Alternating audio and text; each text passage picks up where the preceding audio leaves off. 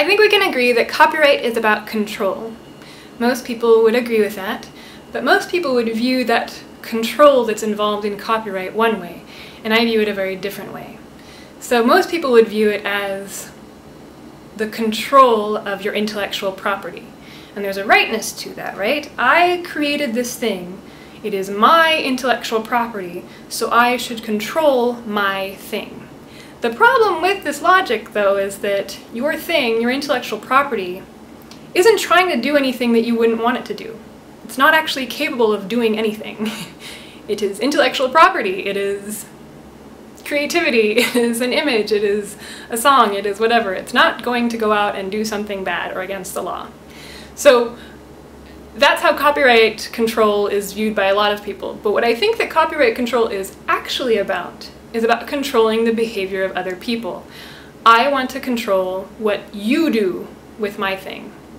And that's a little bit different. Trying to control other people has a different feel to it than trying to control your thing. And so thinking about copyright control in this way makes it somehow less appealing, and all of a sudden makes it seem less possible too, because as we all know, it's so much easier to control your own behavior than to control the behaviors of others. And so that is what I would recommend. Instead of trying to control what everyone else is going to do with your intellectual property, maybe try to control how you react to what these other people are doing. You know, instead of getting really upset and feeling violated, maybe experiment with learning from how these other people have copied you or used your work. Maybe experiment with, you know, starting conversations about imitation.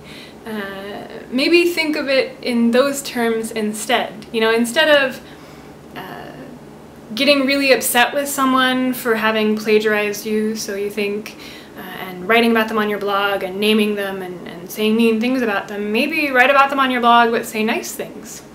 Try to find nice things to say. You still get the same result of someone looking for this other person's work, Googling their name, and finding your blog instead. But you get the added benefit of, instead of they find your blog and you're saying very mean things, you're saying really interesting and fun and open things. You know, instead of yelling at someone for taking pictures of your art at a gallery, maybe ask them, what is it about my work that makes you want to photograph it? You know, what is so compelling about it? What are you going to do with that photograph? Why do you feel like you need it and want it? Start a conversation instead of starting legal procedures. How about that? Control your own behavior instead of trying to control the behavior of others. As I was working on this painting,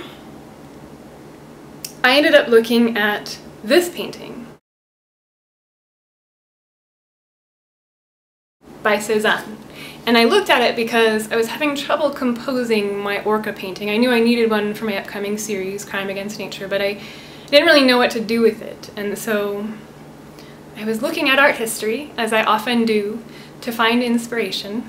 I look at other artists' work and find how to make mine that way.